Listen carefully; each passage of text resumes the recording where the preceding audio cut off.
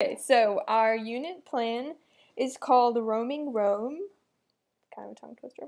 And our group is Bailey Bowers, Emily Farrow, Kenna Hunt, and Helen Morris.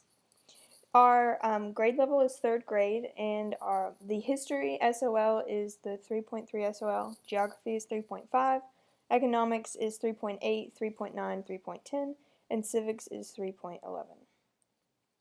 For the history lessons, the standard is the student will explain how the contributions of ancient Greece and Rome have influenced the present world in terms of architecture, government, and sports. So what I chose to do is focus on the architectural influence. So each of my lessons focus on a different piece of architecture. So the first lesson focuses on the Roman Pantheon and the influences of that. The second lesson is on the Roman road and its influences, and the third is the Roman aqueducts and its influences. The main goal of my 3 lessons were to help the students see that things of the past, including architecture, influence our modern day world. So the objectives for my 3 lessons are very similar. They did projects for each lesson. So for the first lesson, the students will be able to identify and describe the influence of the Roman road through a project of their choice with 80% accuracy. And then the second and third are very similar. The second one is dealing with the Roman road, and then the third deals with the Roman aqueducts. So they each get to choose a project. Some are using like 3D models, some use online 3D creations, some get to draw, some get to write, some get to do whatever they want to. So it's very fun and hands-on.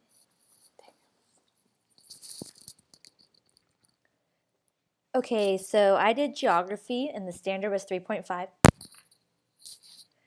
The student will develop map skills and an understanding of change over time by locating major ancient world cultures on the world maps at the beginning of their culture, during their period of greatest influence, and today.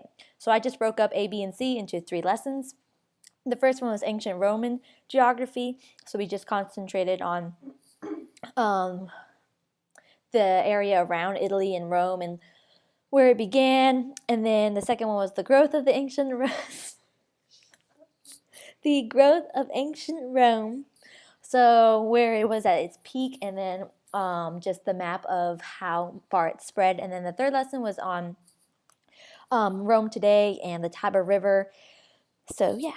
And then the main overall thing is that the students can develop a sense of place and location.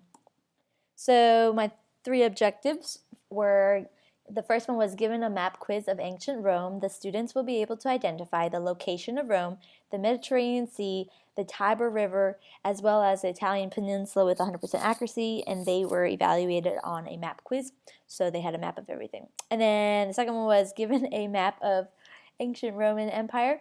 At its peak, students will identify the 3 continents surrounding Rome, and the 6 bodies of water that the empire spread across with 8 out of 10 accuracy.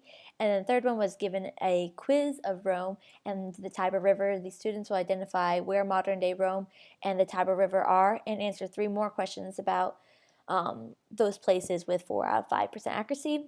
And I used the book Visitor's Guide to Ancient Rome as a way of introduction.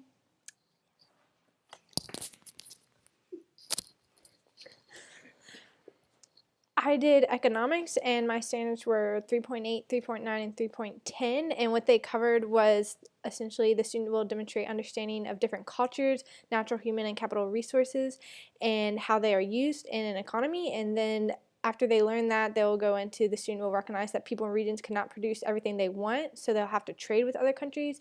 And then the student will identify examples of making an economic choice and the idea of opportunity cost. So my lessons were on resources, goods and services, and then opportunity costs. The overarching theme of mine was the role of resources in an economy and how that plays effect, and along with their trade and the opportunity costs. My objectives were, given 10 resources found in Rome, the student will be able to identify the resources as human, natural, or capital, being those play into the effect of how the country will trade, and that will affect other economic choices. The next objective for lesson 2 was the students given a set of 2 options, such as movies versus going shopping. That's a practical example of, like, in our lives today. We'll identify examples of making an economic choice, and we'll explain the idea of opportunity cost by choosing what opportunity they would choose opportunity they would choose, identify the opportunity cost, and give me 2 reasons why they would choose one over the other. After learning about economics in Rome, I would say given 10 minutes, the students would be able to recall what Rome did best and what Rome traded due to lack of resources in that country.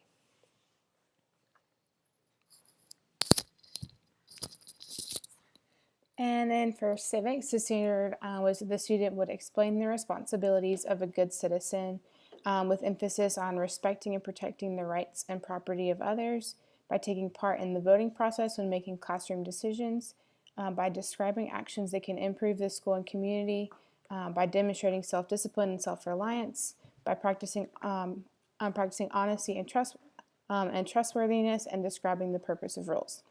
So my first lesson focused on voting, the second on community responsibility, and the third was the importance of rules. And then the overarching theme and goal was to see the responsibilities and actions of an active and responsible citizen. So my objectives were that after receiving instruction on the voting process and the importance of voting as a citizen of the United States, students will complete a foldable and answer and answer 3 questions, getting 2 out of 3 correct. The second was after learning about the importance of community service, students will complete a booklet that listed the ways they could impact their community, answering 5 out of 6 of those questions correctly. And then the third was that after learning about the importance of rules and kindness in the classroom and at home, students would create their own poster project stating one rule, its purpose, and what would happen if that rule were in place, answering all 3 questions correctly.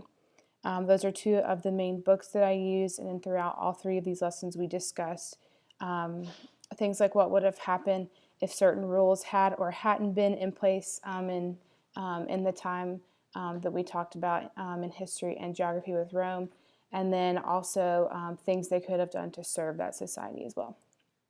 And then the goals we met are listed here for history, economics, geography, and civics, but we'll let you read those and talk about our launching and conclusion activity. Okay, so to launch the unit plan, we decided that we would do kind of a brochure, so a travel brochure, like the ones in the pictures here, but of Rome. So to start off, the first day they would just go and create theirs and either glue it or make a foldable or a poster and have all of their just the general idea and outline of geography, history, economics, and civics of Rome. And then as the unit goes by, they would have they would add things to it and whatever they learned. And then at the end of the unit, they would present it to their class as the concluding activity.